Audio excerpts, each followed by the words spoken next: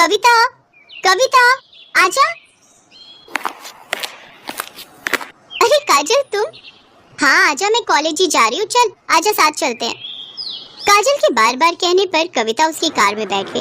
उस महंगी कार को काजल का ड्राइवर चला रहा था और पीछे काजल और कविता बैठी थी।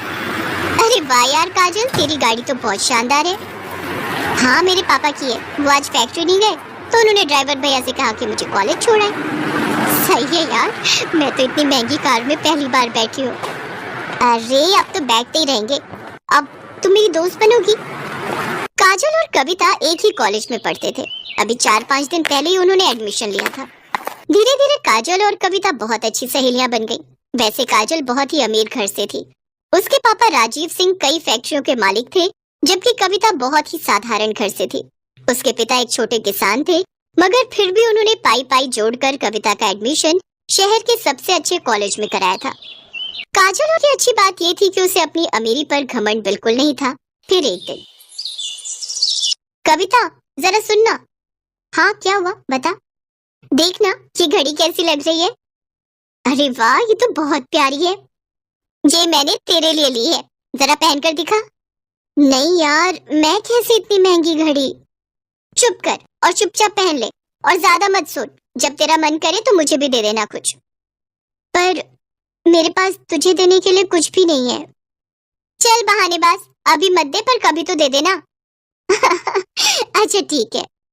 गुजरते वक्त के साथ दोनों की दोस्ती और गहरी होती गई। दोनों का ज्यादातर वक्त एक दूसरे के साथ ही बीतता था।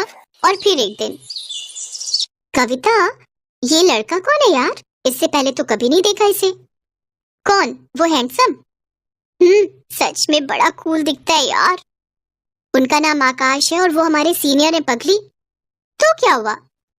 ओए जरा कंट्रोल में। मैंने सुना है कि बड़ा ब्रह्मचारी टाइप लड़का है। कॉलेज की सारी लड़कियां उस पर फिदा हैं, पर वो किसी को घास नहीं डालता। अच्छा तो तू देख, अब इसकी तपस्या तो काजल नाम की ये अप्सरा ही भंग करेगी। हट बेशर्म कहेंगी। आकाश पर काजल का दिल आ गया था।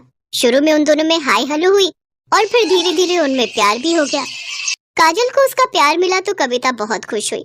लेकिन फिर एक दिन, काजल, फाइनल रिजल्ट आते ही मैं यूएस चला जाऊंगा।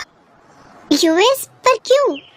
वहाँ मेरी प्लेसमेंट हो गई है और जिस कंपनी ने मुझे हायर किया है वो चाहती है कि मैं पहले यूएस में उनके हेडक्वार्टर में 1 साल काम करूं और सीखूं, और फिर वो मुझे इंडिया वापस भेजेंगे।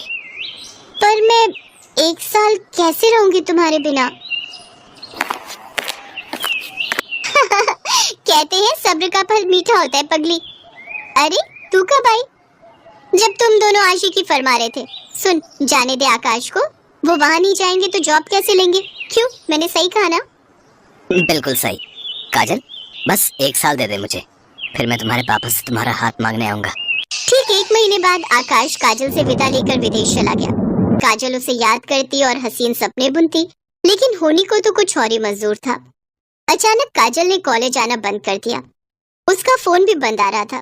कविता को उसकी चिंता होने लगी तो एक दिन वो काजल के घर ही पहुंच गई। वहां उसका सामना काजल के पिता राजीव सिंह से हुआ। कौन हो तुम और क्या चाहिए? जी मैं वो काजल की दोस्त हूँ। उसे कुछ नोट्स देने आई थी।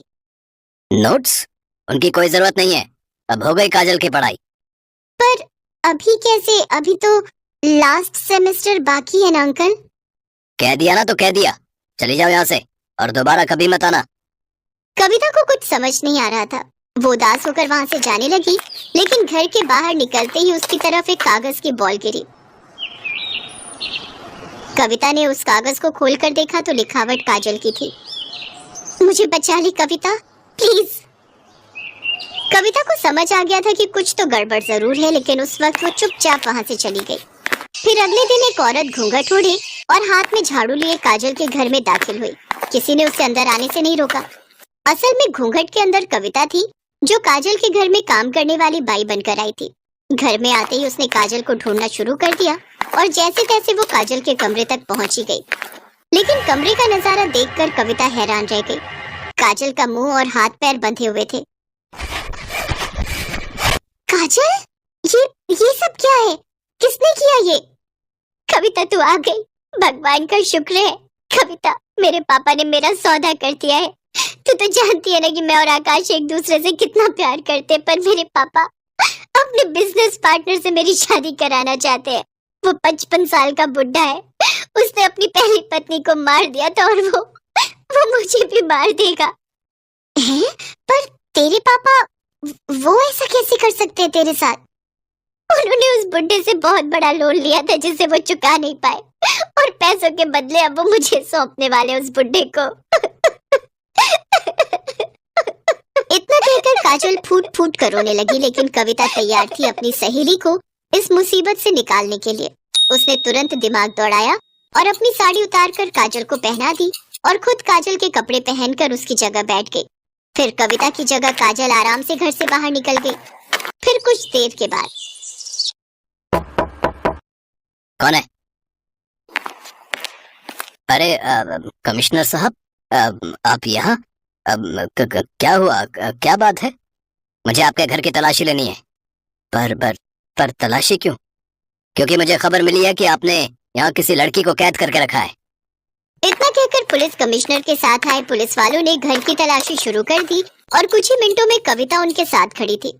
उसके चेहरे पर चोट के कई निशान थे। असल में राजीव को जैसे ही कविता और काजल के प्लान का पता चला तो उसने कविता को ही अपने गुस्से का शिकार बनाया और उसके साथ मारपीट की। लेकिन अब वो अपना किया भुगतने वाला था। पुलिस ने फौरन राजीव को गिरफ्तार कर लिया।